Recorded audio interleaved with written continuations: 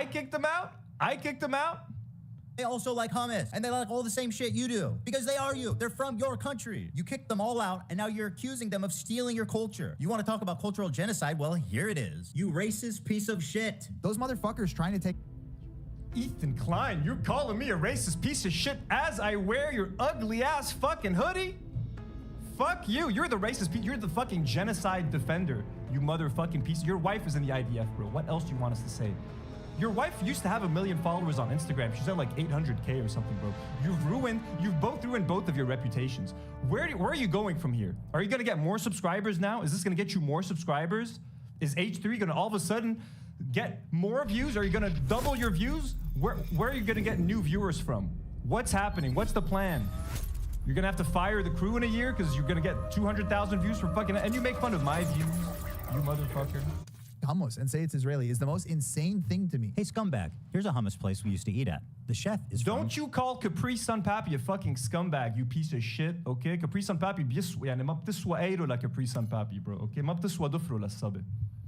Yemen. Here's another dude from Syria. Does this dude look like a white colonizer to you? Would you like to tell him he's stealing your culture? Well, this is what most Israelis look like. Dude, the fact that they have the audacity to create Sabra. This is casual bigotry being passed around like a leftist talking point. It's exactly why people are saying that anti-Semitism is coming mostly from the left. I look so handsome. Such a good-looking boy. Such a good-looking man. On the H. Say my name, Ethan Klein. Say my name. What are you so afraid of, Ethan? What are you so afraid? You don't want people to find me? You don't want people to find a better H3 show hosted by a non-Zionist, a non-genocide defender? Is that what you're afraid of? Well, guess what? People are finding this podcast day after day. Our views are going up. Our subscribers are going up. Ad revenue is going up, baby. Unlike you, Ethan Klein. Thank you, Ethan. Seriously, thank you so much for bringing so many awesome fucking people to this channel. I'm delirious now. It's 2 a.m., folks. I'm talking nonsense. But it's just fucking fun. And here I am, 4 years after starting this podcast, Ethan Klein is calling me a racist, anti-Semite piece of shit on his shitty fucking content flop. We've come full circle. I love it. I love it all.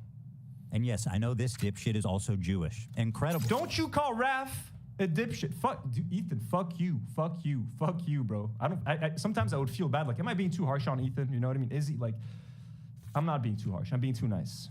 He picked up so many tokens, he actually became one. And by the way, everybody on this panel is looking pretty fucking white themselves. So bearing all of this in mind, it's really not a stretch to say that the Love Sabra bracket is a dog whistle for Israelis or Jews. The next person is one of my favorite people, Ethan Klein.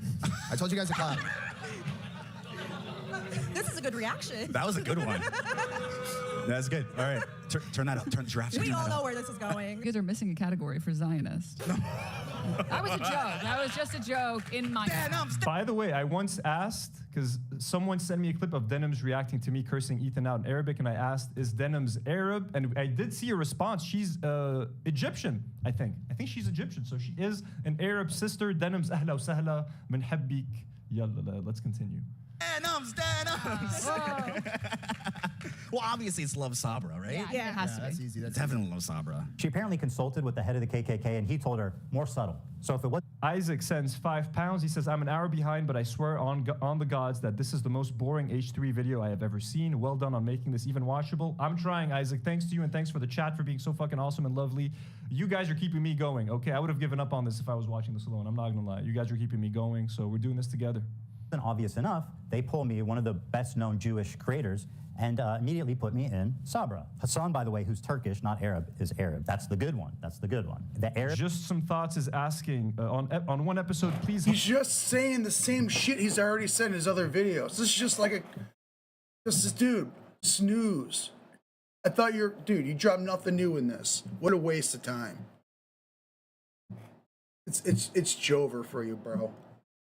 I hope you canceled 3 out of 4 members only streams to work on this pile of dog shit, dude. I hope you lose all your members, man. Help us learn Arabic swear words. I might just do that sometime. Here's a simple one. Eirefik. It means my penis in you. Women can say it, men can say it. It makes no sense. It literally means my penis in you. Eirefik. And if you're saying it to a woman, it's Eirefike. Okay? Here's a free one. ethnicity is S tier. Then Denham's jokes that we don't have a category low enough for Zionists, once again calling out my Jewish identity. Dude, where's the, you guys are missing a category for Zionist. And if it isn't about being Jewish, why would they put Ben Shapiro in the thumbnail, one of the other most prominent Jews on YouTube, in the category next to me when he's not even featured in the game? Who's next down there? Anne Frank? Einstein? Seth Rogen? Schindler? Well, he wasn't Jewish, but they would put him down there, let's be real. It also doesn't help their case that both my wife and Ben Shapiro... Oh my, that was supposed to be a joke, dude. Oh my God. Oh my God. Just, oh God. Shapiro's wife were born in Israel, which would make them Sabras. So love Sabra, literally in this case, means Jew lover. Yeah, no one fucking knew that, Ethan, okay? No one's the hummus is called Sabra, bro, okay? That's what the hummus is fucking called, bro. Okay? Also, fun fact, the Captain America movie that's supposed to come out next week might be banned in Lebanon. We're not sure yet. Okay, they were gonna try to get me to host the opening screening, folks. And there's an Israeli character in that movie called Sabra. They might try to cut her out completely from the movie, and if they can, the movie will come out here. And if it doesn't, if they do a premiere, I might be hosting that premiere. I did tell them that the condition would be that like she can't be in the movie. I'm not gonna promote anything with an Israeli character in there. So they might actually cut her out of the movie, but if they don't, the movie's gonna be banned. So yeah, that's what's... And also, Sabra is like an area, it's the name of like the famous massacre called Sabra al-Shafra. This is such a bad faith argument, bro. Sounds pretty racist. And what about the title? How Arab are these Twitch streamers? Hold on a minute. I thought this was about hummus. You know, I'm tired of these people gaslighting me. Haven't the Jews been gassed enough? So you're telling me you understand what... Dizzle McFizzle sends $20. He says, here's some cheddar. I can't believe I used to watch Ethan. Keep your head up. Sending love to me. Puerto Rican. Well, thank you so much. We love Puerto Rico. God bless you guys. The microaggression is, but you can't understand why a Jewish man might be uncomfortable. I feel like this is indefensible, blatant, obvious anti-Semitism, and this was greenlit by Twitch to appear on their main stage. How is that even possible? Right in front of their sponsors. Again, we've talked about this ad nauseum. Do we still need to talk about how this is not racist? How this was just a fun sort of like who's more Mexican? You know what I mean? Who can say mi amigo? Shit like that, bro. Okay, who's the most Arab, least Arab? Okay, if you like Sabra, no self-respecting Arab eats garbage like Sabra hummus. Okay, so if you eat Sabra, you're not an Arab. You're not close to being an Arab. 2. Chevron, Capcom, and Samsung. This racial tier list was brought to you by our sponsors, Chevron, Capcom, and Samsung. This is an example of Twitch management elevating a racist nobody like Probing at the detriment of their own company's well-being. Why? After the predictable controversy of this car, Dan Clancy, the CEO, went live for the first time after 2 weeks and did an FAQ. It's exciting to be here. Mary, thanks for having me. It's always a joy to do this with you. And we have a lot to talk about. And I'm so hungry, yo. There's like a shawarma place next to me. If you guys don't know what shawarma is, it's an Israeli kind of sandwich. I'm fucking with you. Yeah, I really want some Israeli shawarma right now. I'm so hungry. Once this is done, folks, 15 minutes, 20 minutes, help me get some shawarma in my belly. My belly, some warm shawarma. Oh my God. looking forward to questions. Let's take a look at some of the questions we got. This person asked, do you plan on addressing the anti-Semitism problem? Dan's response, permanent ban. Why do you not ban streamers that show terrorist propaganda on your website? Good question. Permanent ban. Do you care to comment about the ADL and anti-Semitism on Twitch? Ban. Why the fuck is the CEO banning people for asking reasonable questions about a relevant controversy they've been in? What the fuck is this? These aren't even written like in a mean way. You are... Ethan literally bans his YouTube members when they're like, hey, Ethan, can you move on from this topic? And we even showed clips. He calmly was like, Dan, please block this person. And he said it with like such glee. So again, what the fuck? Every accusation, what is it? I'm so tired. Every accusation is an admission. This is Israeli. Banned. Just like the entire country of Israel. It had just been discovered around the same time as this Arab tier list that Twitch had secretly, without announcing it anywhere, banned the entire country of Israel from creating new accounts. This was enacted right after October 7th, and it continued on for a year. And if you're wondering how you didn't... That means Palestinians too. They just didn't want anyone sharing anything violent or anything about the war. It's fucked up. They shouldn't have banned anyone, but like, Palestinians were banned too. People in Gaza, my guy. about it before. It's not because the Israelis weren't talking. Here's the top Israeli streamer's video about it, which is entitled, Twitch does not want Jews on their platform. He explains that they slowly started to realize no. Ugly Surge Monkey with a €2 with the €2 shawarma fund. Thank you so much. The shawarma sandwich is like $5. Don't pay me for the shawarma, guys. I got money. But thank you so much. This money will go towards the shawarma, I promise you. It's gonna be a beef shawarma, okay? No pickles, no fat, extra sauce, tahini sauce. Oh baby. Counts could be made, and him and his fellow Israeli streamers were causing a lot of noise to get noticed. But Twitch completely ignored them for 5 months. When he created a support ticket with Twitch, it was straight up deleted with zero explanation. Around the end of the year, when people started talking about anti-Semitism on Twitch, Dan Saltman discovered the Israel ban when he was sent the code proving the block happened, presumably from someone who works at Twitch, and it could no longer be ignored. Israeli and American media started to pick up the story, which finally forced Twitch to respond. He also explains the block started on October 13th, which happened to be Global Jihad Day, when Islamic terrorists call on others globally to act, which he thinks is an odd coincidence. They were never notified in any way, and it greatly affected their business. He says he doesn't feel safe with Dan Clancy in power, as he feels he can no longer. What does this have to do with Hassan? It gives you a generic error. It doesn't say anything to suggest that you're ineligible just because you're in Israel. So, when one of these guys... Sorry, I zoned out. Isn't that Dan Saltman guy a piece of shit, too? Like a fucking... He got banned off of fucking Twitch, too, for being a fucking asshole. He does, like, email brigading campaigns against people. He tries to get people banned. He's such a little fucking rat bitch. And yeah, I'm calling him a rat using that's the word that you fucking like. But, like, rat doesn't like a sneaky little fucker. I don't mean it in the fucked up, you know, racist way. Okay, I apologize. If I make mistakes, folks, I own up to them. Wrote to Twitch customer service, this is what they said. I am really sorry that you are having issues creating an account. We have reviewed your case thoroughly and can confirm that, unfortunately, you are not eligible to create a Twitch account.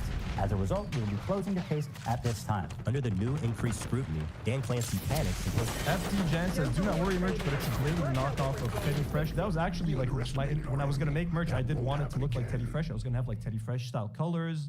The whole set is decorated based on like my H3 vibes and Teddy Fresh vibes. I am one of the biggest H3 fans like, in the world. I'm definitely the biggest H3 fan in fucking Lebanon. Like, you know what I mean? Like Ethan really alienated his biggest fans and supporters, or like Ethan's Basement, okay? His fan channel, Turn on Ethan. Lizzie Rose, our very own Lizzie, our patron, used to also do a clips channel for H3H3. Ethan Producticons on Twitter, the Ethan parody account, Turned on Ethan. All of these, Adam McIntyre, all of these friends of the show, people that used to love H3, are turning on it. And instead of looking inward and being like, what am I saying? What am I doing to cause this behavior? He's calling everyone an anti-Semite. You know what I mean? I'm not wrong. You're the anti-Semites. That's what it is. The two terrible explanations on Twitter that were immediately community noted. How can Twitch say on one hand that they've reviewed the case thoroughly, and then on the other hand say it was an accident and they didn't know? This is all very fishy. A big media company like Twitch doesn't realize that their new account signups from Israel has completely flatlined? You're telling me that you guys didn't notice that? That's impossible. Then, more shawarma fun. Thank you, JB. Fresh and Fit and the little Houthi twink terrorists were all unbanned, and they could stream again on Hayden Arnold, quick question. What side are we on here? Well, we're on the Palestinian side, Hayden, of course. Kenny Powers with another 100 SEK. I'm now an unfollow, having heard about the hummus once more. Sorry, guys, this is embarrassing. Bye. Yeah, you see, Ethan, you're winning everyone back with that, with these great arguments. Twitch. This is like the holy trinity of anti-Semitism. So, guys, yeah, we're back on Twitch. Welcome. I know. Like, fuck this guy. Fuck this guy. Obviously, Miriam. I never even fucking heard of this guy unless Ethan talked about him on the podcast all the fucking time. Miriam, whatever the fuck his name is, Fresh and Fit. He's a racist, anti-Semite piece of shit. Fuck this guy. Fuck this guy. Loudly and boldly. I love and fucking Sneeko and all these pieces of shit that make Palestinian supporters look bad. But Ethan only likes to focus on these fuckers. Banned or whatever, or we got suspended, but I went ahead and appealed it, and we're back in the house, man. So for all the haters out there that were like, you know, oh yeah, they go ban on Twitch. Be mad, guys, because we are back in the house. They can't stop us. We got the lead. They did. An hour later, all three of the accounts were eventually rebanned. But the decision to unban those three creators at that exact time, and being three of the best-known anti-Semites on the internet, seems to clearly be trying to send a message. And then it was discovered that Twitch's head of policy and community guidelines was previously fired from her job publicly by the British government. Why? She does not like the Jews. That's right. Their head of trust and safety was previously suspended from her job at Ofcom for being too anti-Zionist. And guess where her very next job was at? That's What? Anti-Zionist? Okay, let me read the That's right. UK TV regulator Ofcom suspends director for linking Instagram post accusing Israel of ethnic cleansing. What is anti-Semitic about that? Yes, Israel does ethnic cleansing on a daily fucking basis. Her head of trust and safety was previously suspended from her job. UK Ofcom suspends for accusing of ethnic cleansing. Anti-Israel posts. Yeah, what's wrong with that? How is that anti-Semitic in any way, shape, or form, Ethan Klein? You dumb fucking Zionist piece of shit. Fuck you. Oh, dude. No, this is making me legitimately, bro, he's such a... You know, I'm not angry. You know why? Because no one's watching his content fucking flop nuke. No one cares about him. We won. Coach, he won. He lost. He lost. He's punching air right now. He's literally... Hassan is in Japan, having the time of his fucking life, getting his eyebrows fucking waxed. And doing sumo wrestling and boxing, and Ethan is dropping this lame ass fucking horrible fucking video, bro. This lady hasn't done. She's just criticizing Israel. That means anyone that criticizes Israel is an anti-Semite. That's what Ethan thinks. Fuck you, you piece of shit. At Ofcom for being too anti-Zionist. And guess where her very next job was at? That's right, Twitch TV.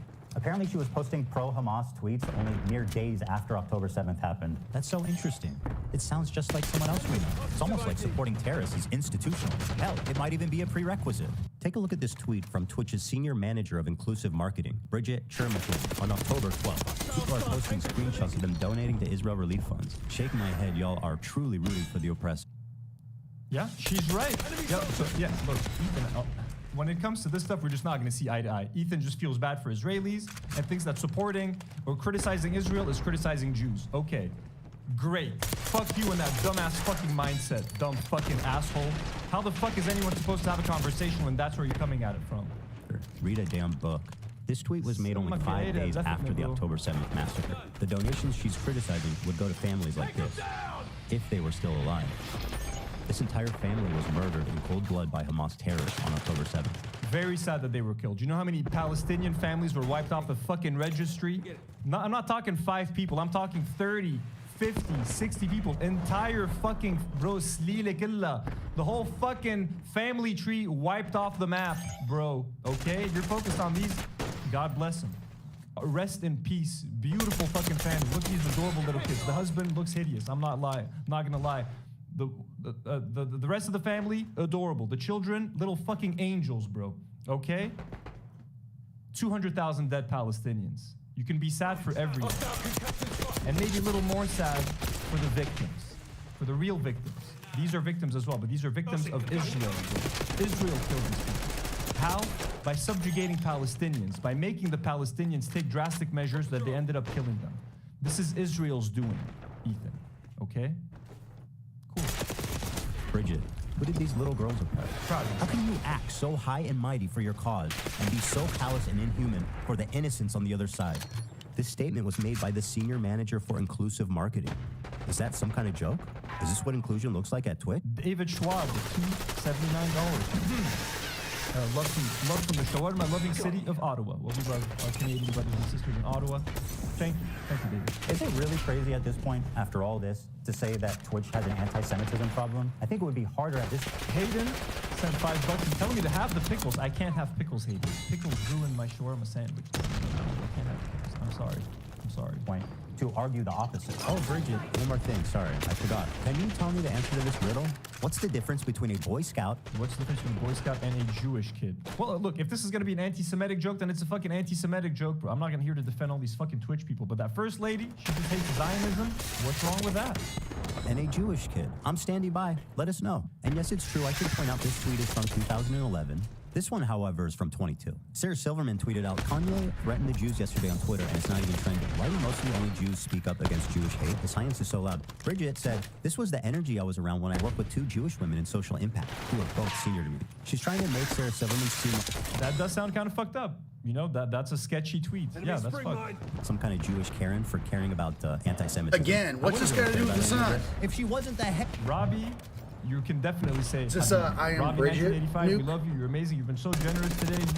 Everyone in this chat, if you're watching this show, if you watch DNW, if you consider yourself a do not warrior, you can all say Habibi, and I'm going to teach you guys another curse word. Kiss ummak. Okay, that means your mother's vagina. Kiss means vagina. Ummak means your mother. So, and if you're saying it to a woman, you say kiss ummik. And if you're saying it to a man, you say kiss ummak. Okay, so now we have Eidefik or Eidefike, which is my dick in you. And you have kiss ummak or kiss ummik, which is your mother's vagina. You're welcome, guys. Of fucking diversity at Twitch. What the fuck is happening here? This is insane. So with people like her deciding what is and isn't okay on Twitch, there's no surprise that you end up with these extraordinarily uneven enforcements of the rules. Take, for example, this clip of the streamer Destiny, who was permanently banned for what he said here. It's not, that community's never written here. You mean your best friend and fucking sex pest and fucking sexual harasser and fucking... He kept in Destiny? Sexual images and videos without people's consent? You mean the sexual predator, your good friend Destiny? Like, the risk of me like ending up getting like permabanned and my life destroyed because of these like inbred fucking disgusting losers is like, it's just not worth it. It's just totally not worth it. And okay, you know, fair enough. If you're going to be consistent with the enforcement, then, you know, let's have a friend. Coco, no, with $20, a $20 donation. Happy to be here with everyone. God bless all the do not worry heads. Love from Houston, Texas. God bless Texas. Yeehaw! God, we love. I've never been to Texas. I would love to go to Texas one day. But ever since Joe Rogan moved there, though, he's just turned me off to the whole thing. Only place a safe environment. It's calling a minority group inbred, which results in a permanent ban. Okay. Okay, has anyone else done that? The Jewish KKK brigades out there, just a bunch of fucking inbred hicks. Imagine the most inbred white supremacist guy you can. I'm gonna stop pausing. I'm just gonna read. Squandered Octopus, 199. Thank you so much. Just some thoughts. Squandered Octopus. I'm no longer worried. Thanks for streaming. Just some thoughts. Oops, didn't Zionists counter-protest a vigil for Hind Rajib? I'm not sure. Oh, these inbred fucking douchebags in the background, dude. A nation entirely comprised of messianic, inbred, ultra-orthodox psychopaths that these inbred don't understand. Educated, inbred, fundamentalist hicks. Calling us in the middle of campus, calling us inbred, that we have no culture. One of them grabbed my friend's Israeli flag in the middle of campus, carried it to a mob by the gate that were communicating with the angry mobs outside of campus. Untrained. Bro, that's fucking funny, bro. That is funny. I miss Hassan. I hope you're having fun in Japan, Hassan. This is a fucking flop, so you got nothing to worry about.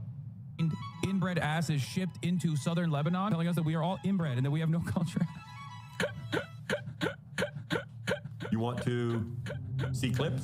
Inbred. Oh my God, Ethan's editing is so cool. Ethan, your editing is so clever. You're so funny, just like in 2017. Oh my God, Ethan, these edits are so clever. You're so funny. You're so hilarious. Ethan, oh my God, this is the comeback you've been waiting for. H3 Podcast is going to go back to 3 million subscribers. Everyone's going to love you again, Ethan, because these edits are so fantastic. Inbred. The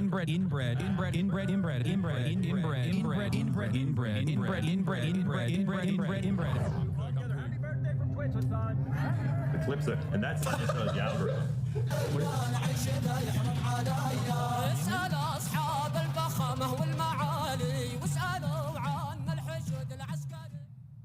Hassan, a non-Jewish person, is referring to Jews as inbred consistently throughout his career. Inbred, ultra-Orthodox psychopaths. Zero punishment. Hassan. He's talking about the asshole fucking like settlers, bro, like the super ultra-Orthodox ones. I'm sure a lot of them are probably inbred, bro. I'm sorry, Israelis constantly call Palestinians and Arabs inbred. I'm not saying that it's right for someone else to do it if it's not true.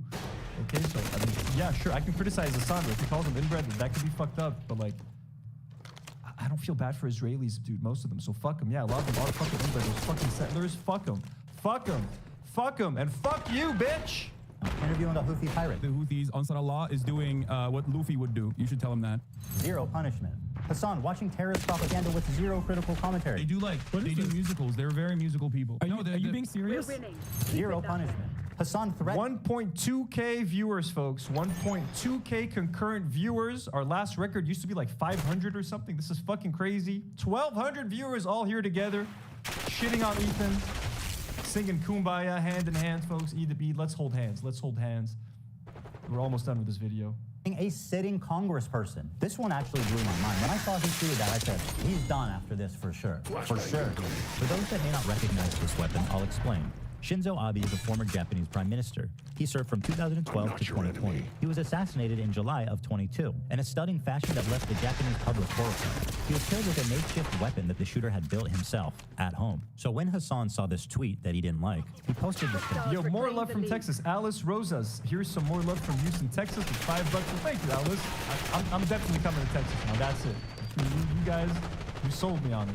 Gross Beats, $5 Canadian dollars. Supporting Lebanese business. Stay strong. Habib and Big Gross Beat. Thank you so much. We love you.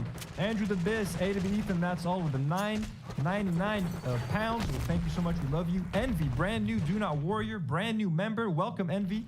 Ricky Luke Cage with the $5. Shout out from Lubbock, Texas. What a flop. Everybody, is all of Texas in my chat? Welcome, Texas. We love you. Yeehaw, baby. In what can only be presumed as an invitation to someone in his fan base to build this weapon and then assassinate this sitting congressperson who wrote a tweet he did not like. I genuinely do not know how he didn't land himself in prison for making terroristic threats. Real punishment. Let the streets soak in their fucking red capitalist bloods. And this isn't just a Hassan problem. It underscores a disturbing trend among leftists on Twitch. The problem is, if you can believe it, these people are frequently making death threats and facing zero consequence. I know it sounds far-fetched, but I assure you it's very real. Listen, I'll up the number, okay? 30K to anyone who'll make this dipshit disappear. Bro, that Destiny guy needs to get No. Yeah, I mean, if she was talking about Destiny, Denims, I recently found this out. Destiny threatened to leak like audio footage from Denims after he made sexual advances towards her. She rejected him. He started to like threaten to blackmail her, and he said he was gonna release shit. Like he made her think he was gonna release like sexual voice notes or something. So like, fuck that motherfucker, bro. Okay? And she has she's just making a comment on the internet, bro, after someone fucking blackmailed her with sexual content. So, what are you going at, Ethan? Defending your boy Destiny? You low-life piece of shit? A fucking lie. It would just be so easy. It would solve all of our problems. Like, we would have socialism now at this point, right? We would have socialism at this point. If someone just went out of their way and Carter Skater, more Texas in your chat. Also, fuck Texas with $10. Well, thank you so much, Carter. No, I'm not gonna say fuck Texas. I'm down to go to Texas. Jordan Melhoff with another $2. Screw Texas, come to South Dakota. Never mind. Never been. It would be so easy. Thing that happens, I mean, like, holy shit, guys. If you live in Florida, I have an opportunity for you. If you want to earn $100,000, let me know. Actually, Mike from PA, the dude that's stuck in the before image of a transformation story, did receive a 3-day ban. This man put a bounty on a fellow streamer's head. This man should not be getting a 3-day suspension. He should be getting a knock on his door from the FBI. I made this video for 2 reasons. First, Mike from PA is fucking awesome. He's hilarious. We follow each other on Twitter. I'm not familiar with any of this stuff. I don't know who they're talking about, but like offering money or bounties or whatever. Of course I hear this, but like from what I know from Mike from PA, he's fucking awesome, and I recommend you guys go watch his fucking Twitch. And he's a great follow on Twitter as well. And I'm sure he didn't mean it, bro. Okay, the fucking bounty, bro. He doesn't have $100,000 to if he's on Twitch, if he's streaming on Twitch. I don't think most Twitch streamers don't make $100,000, Ethan. Stop Hassan infiltrating mainstream media. Hassan has been welcomed by many mainstream outlets. They view him as a friendly social democrat, as someone who's just trying to spread progressive politics online to an important demographic. You're right, Ethan. CNN is going to watch your content nuke and sever all ties with Hassan Piker because your content nuke, you did it, Ethan. You did it. Good job. No, that's not true. He is not their friend or their ally. If you ever see Hassan rubbing shoulders with anyone from mainstream media, let them know politely, with all the civility in the world, what kind of person he is when he thinks mainstream media isn't watching. Help them understand that his name should be associated with people like Nick.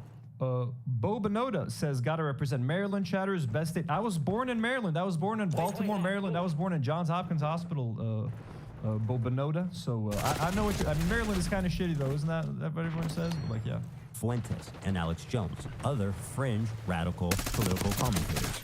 Number 2, Twitch must be held accountable. Twitch has proven that it will not change by choice, and so it is our moral imperative to enact that change through any reasonable means that we can. Samsung, Chevron, and Noor, you're getting $10, okay? Hold me to it. It's Shay Bukhari. It's me again. I'm from Detroit, not Texas. Give this to Noor. Thanks everyone for the fun stream. Well, thank you so much, Shay, for being here, for watching this with us, and for supporting us. Noor will get that super chat. What the fuck does he mean by that? When is the mainstream given them a media not lasting watching? association with a racial tier list with Arabs at the top When and he Jews at the thinks that bottom. they're not These brands watching, have every they right don't to know, know. and they What? should. We all recall YouTube's adpocalypse. It happened when ads were running over ISIS recruitment videos, and it caused a brand exodus. The same thing is happening now on Twitch, but instead of ISIS, it's the Houthis, Hamas, and Hezbollah. Dan Clancy's refusal to moderate extremists is the only reason for any of this. He is the sole person to blame. He had so many opportunities to stop this. Ethan wants his fans to email these brands right now and tell them about Hassan. What a fucking little bitch.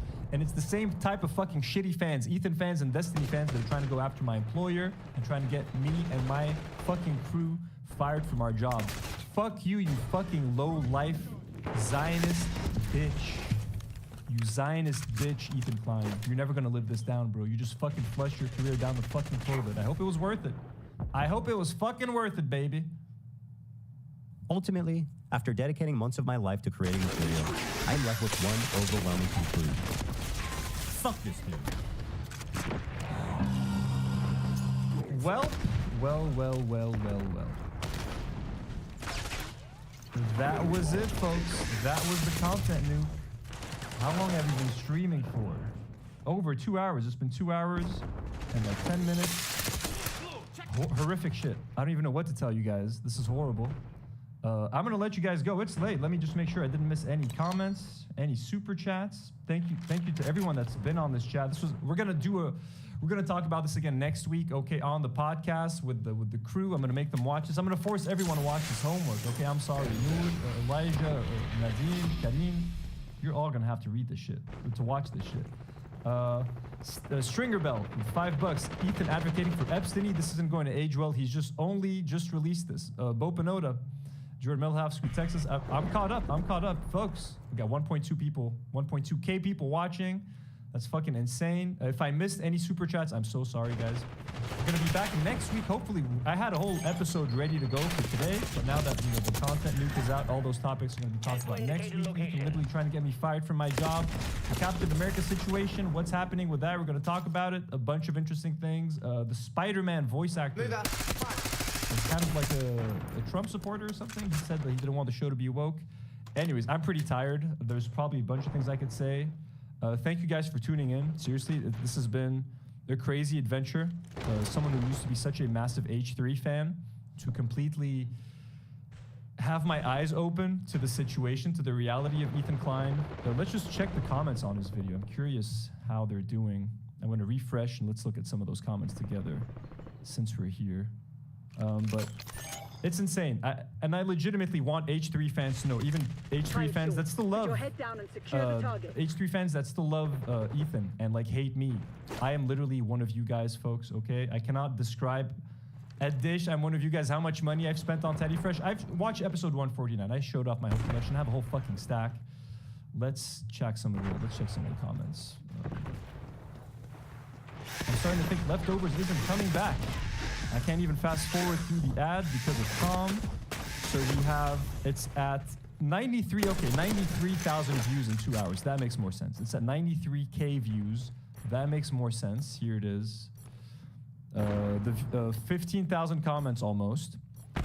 I can't even fast forward fast enough because of Tom. How am I supposed to watch this content nuke when I'm covered in slime? I can't believe Ethan made this video while there's a fire going on in my fireplace. Guys, I'm actively in the hospital right now. Can this wait? But just a bunch of H3 fans kissing ass to Papa Ethan.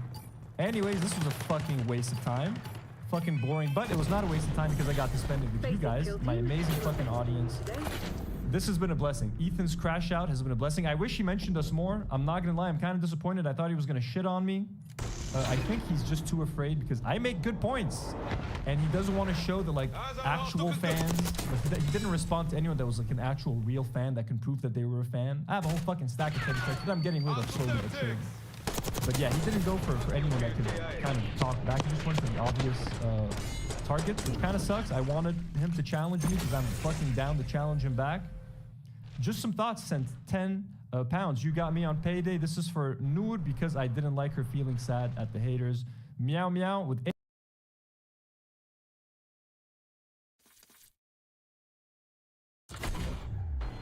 this had to be done.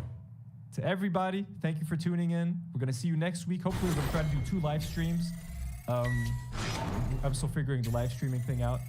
Love you guys so much. Thanks to all our patrons. And as always, folks, do not worry.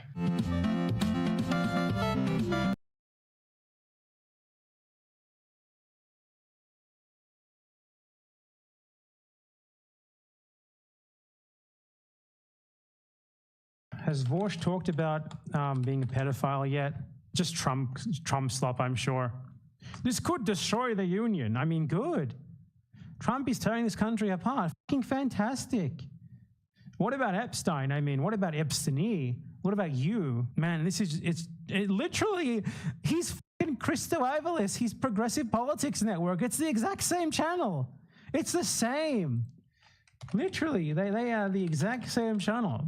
Trump, like he noticed that Trump videos get him paid, and he just started doing Trump videos. Same as this guy. Trump. I see no difference.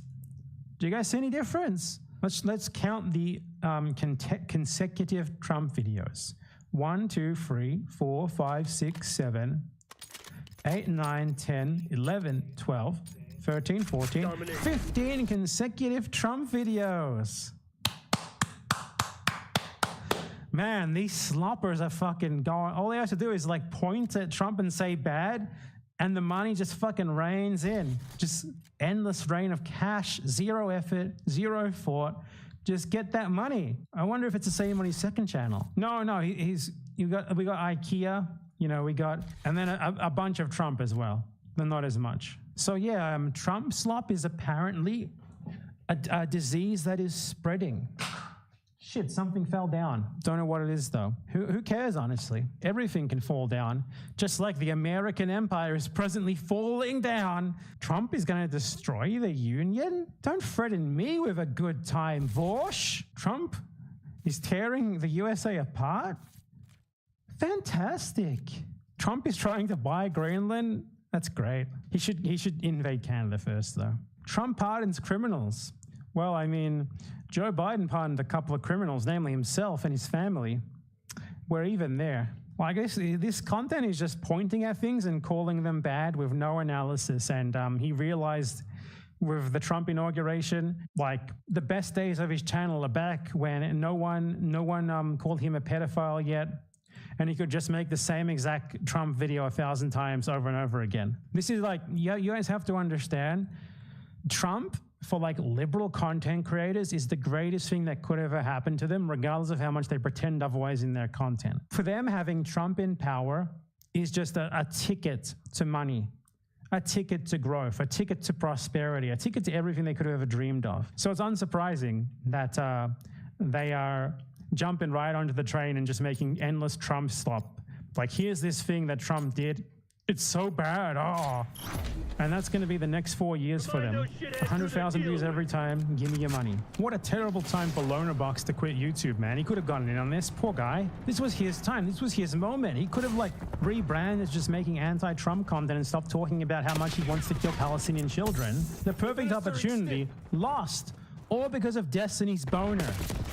Poor guy. All because of fucking Epstein. Didi Bono. Poor Lonerbox. We must secure the existence of my luxury and a future for my bank account. Please donate to me now. That's the bad empanada of 14 words. The bad empanada of $14, you could say. I'm in jail for various international crimes. I'm presently awaiting trial at the International Criminal Court in The Hague. That's right, I'm in the Netherlands. I'm sorry. I'm not here under my own free will, though. I'm here under duress, so I hope you can forgive me. Never would have come to the Netherlands if not for being forced to come here via a prison flight and then being put into the jail while I await trial for my international crimes.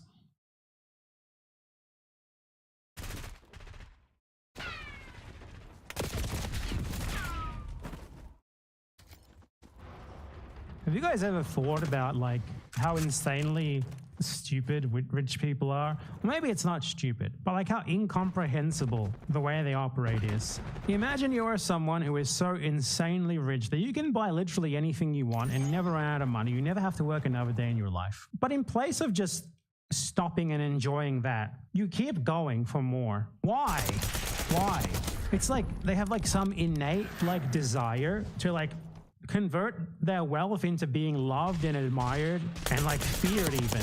And they get to the point where like they want to get richer and richer so they can try to basically spend money on that. They are like fucking insane people, basically. I mean, no, they're not insane. Unfortunately, they are human, as much as it pains me to admit. It's like they could like dedicate their lives to just, you know, going to ayahuasca retreats and talking to God, doing mass yoga for the hostages on their yacht. They could travel the whole world on their yacht with like a crew of servants. You know, they could do acid and talk to the gnomes. They could do anything. They have endless free time, endless potential to explore whatever they want, perhaps even to learn something and do something actually useful for other people. But what they choose to do is, I will use my money to make more money. I need more power. I need more wealth. Capitalism allows these people to exist.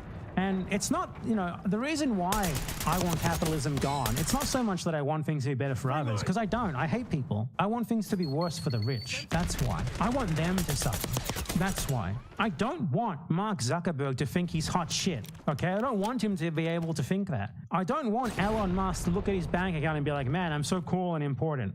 I want him to be like, man, I'm a fucking loser. That's what's more important to me. So, you know, maybe you can't get through to people regarding anti-capitalism on the, you know, because they don't give a shit about making things better for others. So maybe we can get through to them more by saying that you could make things worse for Mark Zuckerberg. You could make things worse for Jeff Bezos. You could make things worse for Elon Musk. Think about it. This is the new anti-capitalism. It's so funny too, because there was like a point where Mark Zuckerberg seemed kind of normal in that he was like this weird autistic guy who didn't know how to talk to people. And it seemed like he used his money to do normal things like spend time with his family and travel and stuff. No, actually, that was obviously just like a PR campaign to make him look normal, like him trying to gain approval with people. Like, there's so few rich people comparatively who are just like rich behind the scenes and use their wealth to do like fun things at the expense of others, obviously. But you know, that's still less bad than these other fuckers who are more visible. And I just want them all to suffer. I just want rich people to suffer. I hate them. I'm not pro-poor, I'm anti-rich. That's the truth. I'm fueled purely by hate. I am a being of pure dark energy. I'm coining spite anti-capitalism now. We hate capitalism because we don't want to be fed the idea that Elon Musk is someone we should have to be exposed to, let alone listen to, let alone respect. New ideology just dropped. There it is, spite anti-capitalism. Anyone want to do mass yoga with me for the hostages? Mass yoga for the hostages. Dear God.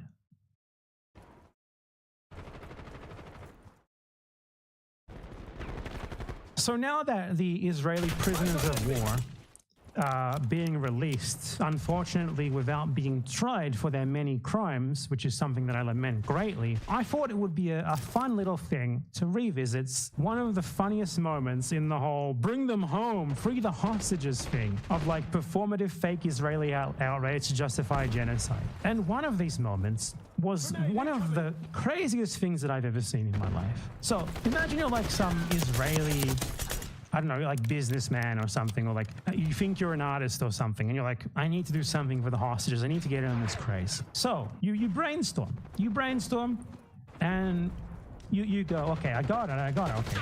We're going to go to every single Starbucks in Tel Aviv. Do they have Starbucks in Tel Aviv? I'm assuming so. Let me Google. Okay, they do have Starbucks in Tel Aviv. So we're going to go to every single Starbucks in Tel Aviv, and we are going to find every single unemployed white lady there. We're going to get them all together, and we're going to tell them to all do yoga in unison for the hostages. And they did it.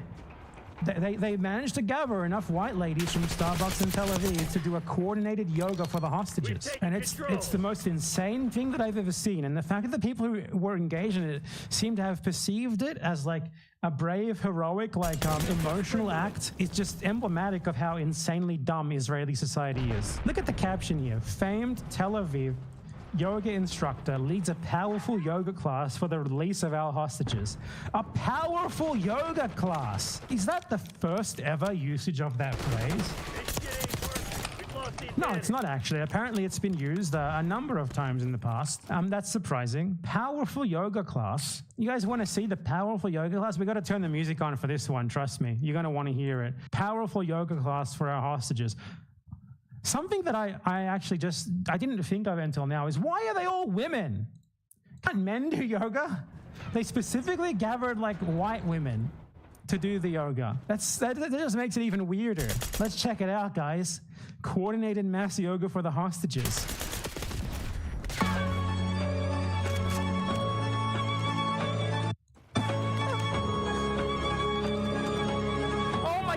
have like little printouts of the hostages' faces, bring them home in front of them. Holy shit, I forgot that part. It's so funny. They're literally like doing a yoga routine on top of a picture of a hostage. What is that part? They're praying to Jesus? Why is there a child?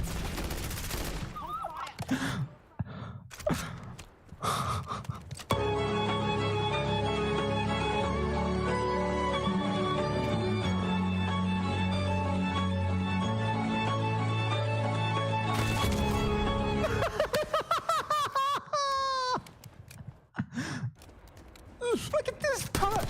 Okay, guys. Now pick up your little printout of the hostage and tape it to your body, and do a pose, and we'll film you all in sync with the music, and then we'll edit it in sync with the music. Oh my god.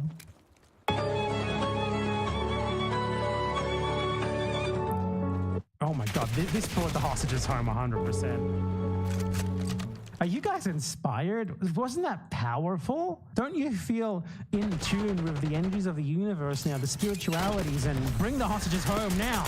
Oh yeah, the second comment is North Korean propaganda meets white girl pumpkin spice latte energy.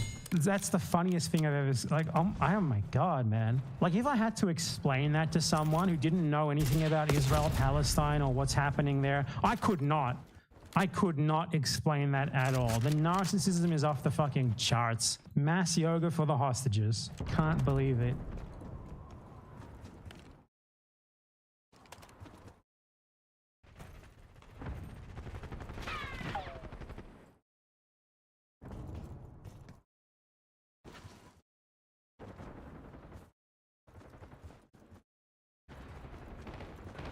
MTC's in the red. It's now or never.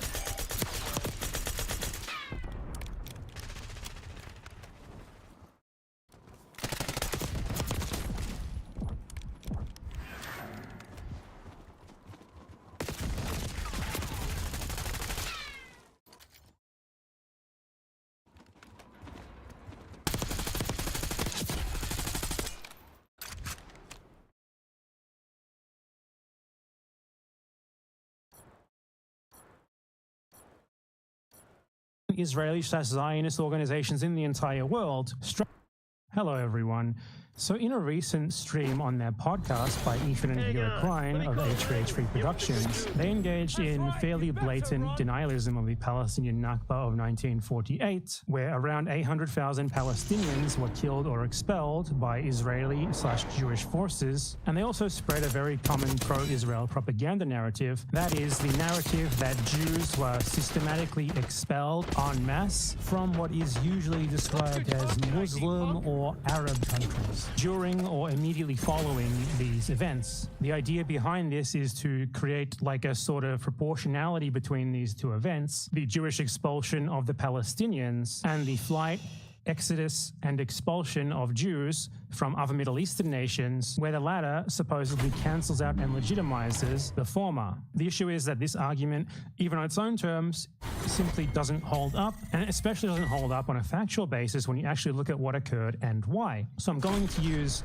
the denialism and spreading of false Zionist propaganda by these two to create sort of a teaching moment about these events. The Nakba, which most people watching probably already know about, but the narrative surrounding so-called Jewish expulsions that followed is something that has not really been talked about nearly as much, in large part because people are afraid of false anti-Semitism allegations regarding it. Now, let's begin with Ethan's narrative about what happened in 1948. And I will explain in depth, though this is going to be a largely off-the-cuff video. I do have all of this committed to memory, so I will be citing my sources in post-production as I go along. I will be explaining how this is a Zionist propaganda narrative, how he's erasing the Nakba, how everything that he is saying here serves to legitimize, at least in the eyes of the Israelis, the eyes of their propaganda, and the eyes of their allies, pretty much all of the things that Israel does to the Palestinians, and really the very existence of Israel as what it is, which is a state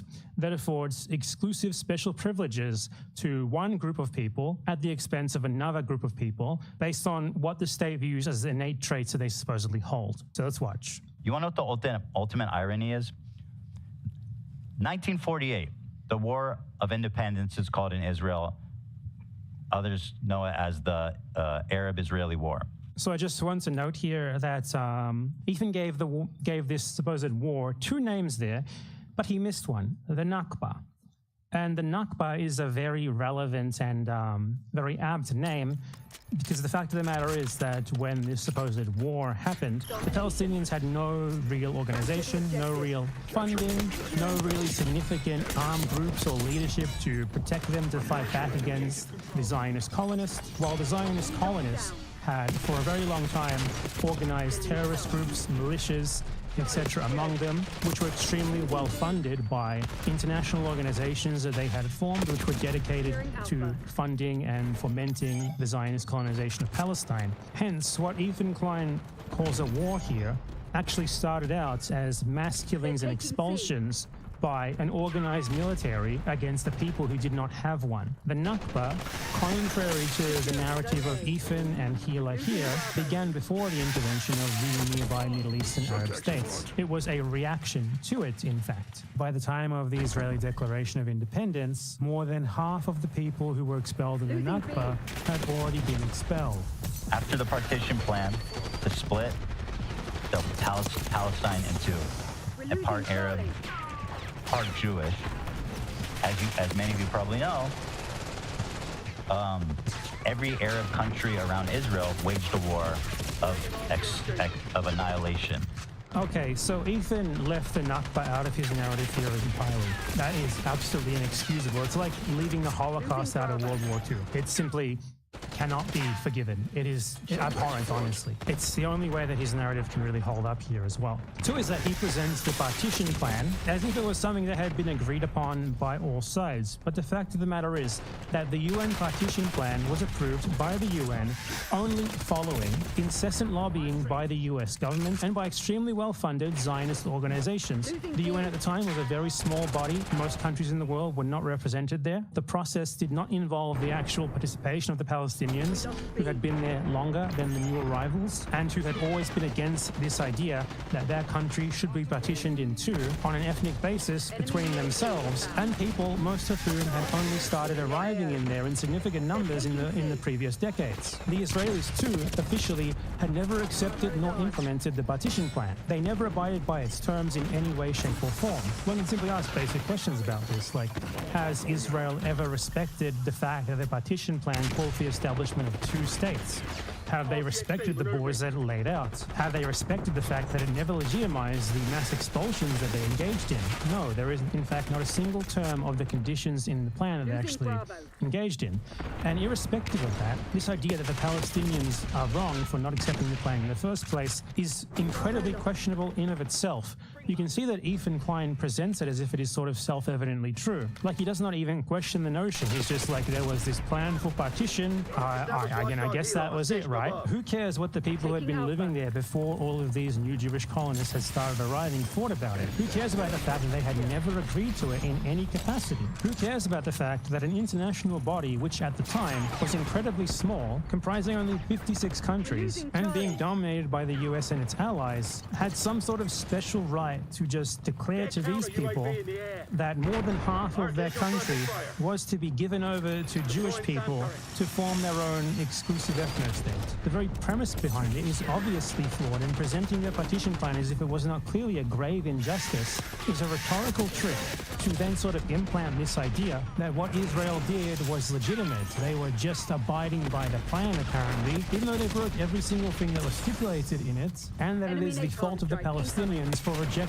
obviously untenable things like this, rather than just giving up more than half of their country to new arrivals for their own exclusive use. And it's especially ironic that Zionists love to cite the partition plan as somehow legitimizing when they reject, like, literally every other UN prescription or decision, binding or not, ever made on the subject of Israel-Palestine aside from it. Like the UN resolution passed in 1948, telling Israel to let the people that they had expelled return to their homes. Very few people watching this right now would accept the same sort of thing imposed upon them. The idea of this partition plan, presented as legitimate even though Palestinians had never agreed to it, even though Israel immediately broke every single one of its tenets, as neutral, serves to legitimize what Israel immediately did afterwards. It is a Zionist propaganda narrative one of the many that Ethan and Healer have presented to their audiences if they were simply true by virtue of them having said so. Let us continue. To basically prevent the state from being formed. Now, there's different ranges of people, you know, who say like, oh, they were going to kill all the Jews, or I doubt they were probably going to kill everybody, but I think they probably would have made them refugees. But whatever, it doesn't matter. They waged a war of extermination on Israel in 1948. Now, here's the ironic part about this all. I'd like to bring up what I believe is actually the ironic part about this all. The ironic part about this all is that in 1948, there was one group who factually waged a war of annihilation, and it was the Jews, who subsequently became the Israelis, in Palestine, against the non-Jewish population of Palestine. The Arab intervention was a reaction to that.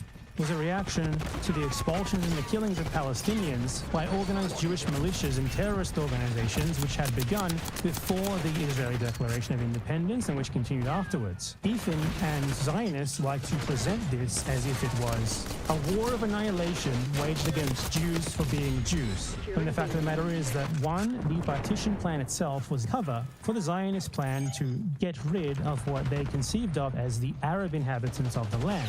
This idea is so ingrained in Zionist thought and strategy that it was first articulated by Theodor Herzl, who will come up here later as well, who was the most important Zionist political theorist of the late 19th century and who has been officially declared as the father of the nation by the State of Israel.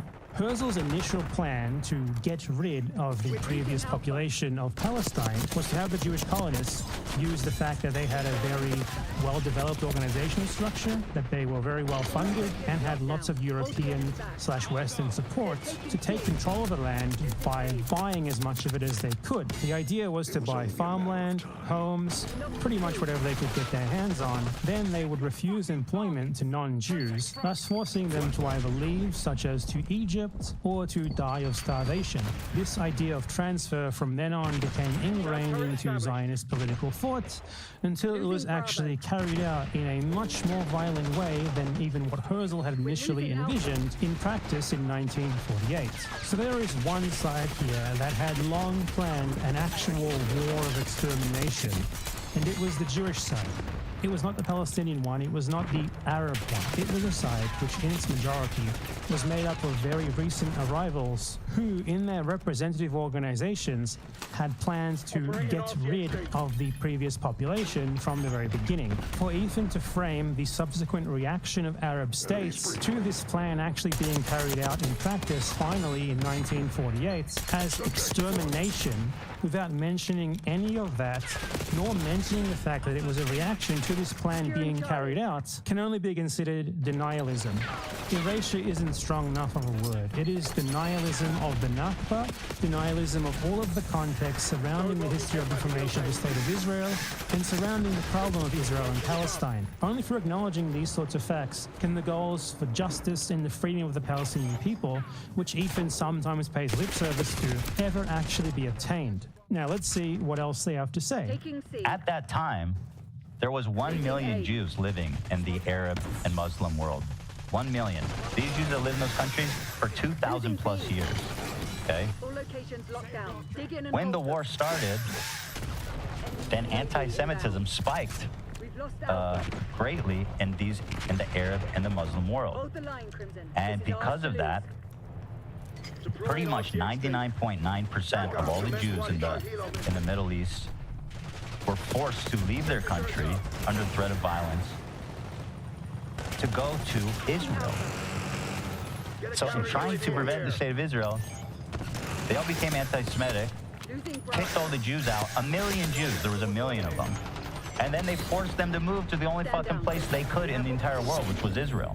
This is a very common Zionist narrative, which Ethan and Healer clearly believe uncritically, which you would expect they are Israeli. One, the first thing to point out here that is by far the most important thing here is that this sort of narrative, perhaps this is not what Ethan meant to say about it, but nonetheless, this is the implication behind it. This is how it is usually used far more often than not is this idea that all Arabs, all non-Israeli Middle Eastern states form like this one nation, this one people who are all collectively responsible for what happened to the Jews across them. Thus, the supposed expulsion of Jews from these states can sort of be blamed on the Palestinians. But the fact of the matter is, Palestine is not Egypt, Palestine is not Yemen, Palestine is not Morocco, Palestine is not Algeria, Palestine is not Sudan, Palestine is not Iraq.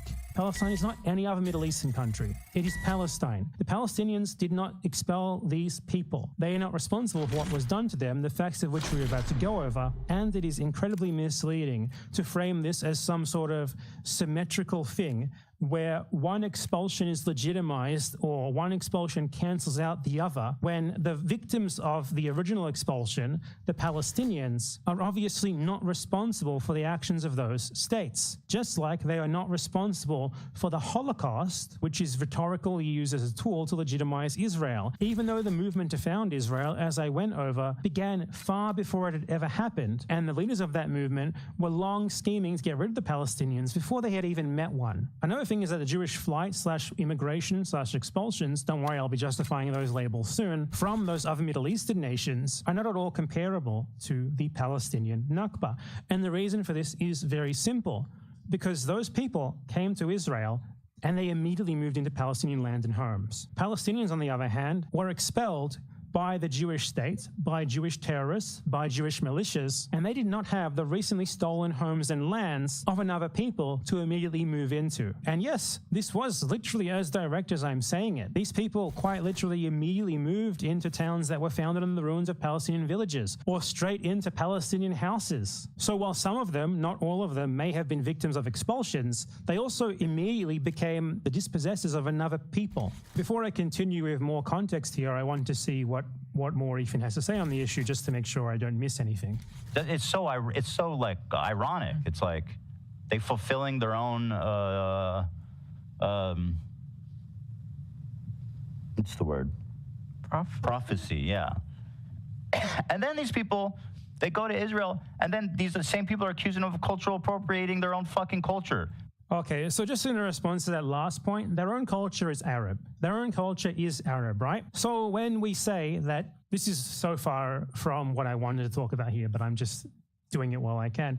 So when we say Hamas is not Israeli, it's not that people are saying these people are not from Arab countries. It's that Israel as a nation literally claims Hamas.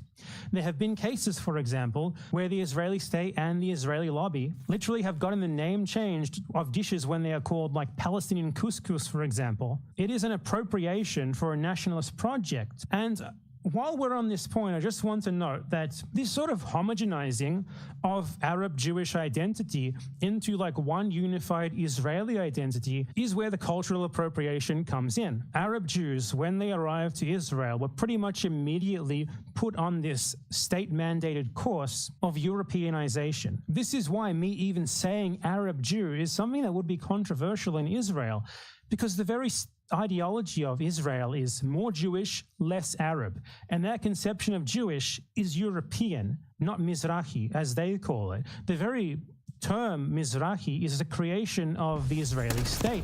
It is only a few decades old, 40, 50 years old. These people were seen by the original Israeli governments as basically subhuman, as being too like the Arabs who they were oppressing, and that part of their identity was essentially beaten out of them over the decades, both literally, physically, and metaphorically, through propaganda, repression, what have you. So I agree with Ethan in part here. It's true that there are Arab Jews in Israel whose traditional food is just like the food that is eaten in many other Arab countries. But what's not true is to call this Israeli, because the Israeli state and its identity are artificial constructs of European Jews. In a country that is factually made up of people from many different places, as Israel is, it makes no sense to start claiming the food of these migrants as food of that country. I imagine Italians would also get angry if Americans started saying that pasta and pizza were theirs. As ingrained as that food is to actual American cuisine today, everyone knows it is not the origin of those dishes. But Israelis don't talk about hummus, for example, as if it is a dish of Arab origin that Israelis now consume as a result of migrants to Israel, imparting that into this Israeli culture. No, they very much claim it as their own, and this is a part of what Ethan has been engaging in here, Palestinian erasure. The Palestinian Nakba doesn't even come up as a part of his narrative here. In its own small little way, the erasure of the Arabness of huge parts of so-called Israeli cuisine is due to the Israeli national ideology of proximity to Arab is bad, hence why they started denying the Arabness of the Middle Eastern Jews, and Arabs themselves are bad. So yeah, to reject Arabness to the extent that Israel does, to the point where it's basically a state ideology to such an extent that they not only oppress, kill, massacre, maim Arabs constantly, but even deny the Arabness of Arab Jews, and then have the audacity to apply the Israeli branding to Arab food. You see the problem, don't you? Now, I also wanted to touch on something else that Ethan said there, which is regarding Arab anti-Semitism and how this sort of played into the Israeli goals. And I agree with him there. In fact, Zionists have always considered anti-Semitism to be a great boon for themselves because Zionists do not like Jews. You have to understand this. Zionism is a national project that essentially negates a lot of previous Jewish identity. And Zionist European Jews, like Ethan Klein himself, hate people who they view as not conforming to this sort of new Jewish nationalist culture that they created. Here we are in Abraham. And it's the home of the Jew, the Jewy Jew, not just this Jew like, you know, me or you. Established overhead. But this is home of the super Jew. The Jew, the, you know, the dirty, grimy, jacket-wearing Jews. Real dirty ass. Nasty. You know what I mean? It's like, who can look more Jewish? Boom. It's like it doesn't end. So Theodor Herzl, who I introduced earlier, once wrote in a very famous quote, "The anti-Semites will become our most dependable friends and the anti-Semitic countries our allies." The idea behind that quote is very simple, that anti-Semitism elsewhere helps Israel. Jewish peril elsewhere is an asset to Israel, because the more that Jews feel they are unsafe, that they need to leave the other countries that they live in, the higher the chance is that they will choose Israel as their destination. A Jew who does not live in Israel and who does not advocate for it is useless to the Zionist national project. A lot of anti-Semitism today, as you may have noticed, is a result of people looking at what Israel does and erroneously attributing it to all Jews. Israel couldn't give a shit about this, because when an Israeli soldier, he's not the one who is a possible victim of the anti-Semitism that may arise. When someone in some other country sees a news story about this, sees this incredibly important Jewish religious symbol carved into the belly of someone, and then takes the Israelis and their state at their word that they are the supposed representatives of the Jewish people, and then develops anti-Semitic thoughts because of that. If anything, that actually benefits Israel, because if that person goes out and yells anti-Semitic slurs at someone in the streets, that Jew might think, I'm unsafe here, I need to go to Israel. They go there, they bring their assets there, they become a colonist for Zionism, they become a tool for Israel. Previously, they were near useless. Now, they are an asset to the Zionist national project. That is what Herzl meant there, with the anti-Semites being the Zionists' best allies, their best friends. And this principle also provides enlightening insight into what actually happened with what Ethan Klein calls the mass expulsion of 1 million Jews from the Middle East. To call it an expulsion is extremely inaccurate because the Israelis wanted those Jews to leave and to come to Israel, or at least some of them, because they considered them to be racially inferior. The Zionists in the early days of Israel, for example, spoke about which groups of Eastern Jews they considered to be desirable or not. The chief Ashkenazi rabbi of Jerusalem called Egyptian Jews a deadly plague, confronted with the prospect of bringing Ethiopian Jews into Israel. The general director of the Israeli Ministry of Health was horrified. Nonetheless, it was considered that bringing these Jews into the country was something of a necessary evil, because otherwise, who was going to do most of the work? And while they were discriminated against, it's still important to note that they nonetheless enjoyed immense privileges at the cost of the Palestinians. To be a Jew in Israel, even one who was oppressed by other European Jews, still meant living at the expense of the Palestinians, and it still does today. They were kicked the fuck out. Like, that's some sick shit. And that entire story, that entire culture is completely erased in this conversation where Jews are white people who just magically materialized in Israel. Now, I want to respond to that before I go further in refuting the narrative of the mass expulsion, which is not true. Again, I want to go over it in detail. It's going to be the last part of this video, the last response that I do, because it is the most important part of this video. It's the one thing I have never spoken about on any of my channels, on YouTube or anything. One, when people say that Ethan Klein is a white Jew, we are saying that he is a white Jew, not that all Jews are white Jew. It doesn't really matter if you are white in Israel or if you have Arab ancestry, you know, if you're an Arab Jew, it doesn't really matter. Or you're an Ethiopian Jew. What does it matter, right? Israel is a Jewish supremacist state. Among Jews, there is certainly a racial hierarchy. Yep. Absolutely, as I just went over. But racial states, and that is what Israel is, it is a racial state for Jewish people who the state conceives of and who many Jews themselves conceive of as being of a race or ethnicity. In Israel, the primary mode of oppression, of privilege given to people is based on their Jewishness, not on their whiteness. Colonialism is not justified if it's being done by a lot of people who are not white or who would not be considered white or whatever. I would hope that we can agree on that. Race and racial oppression is never the same everywhere. Anyone from Latin America, for example, who gets annoyed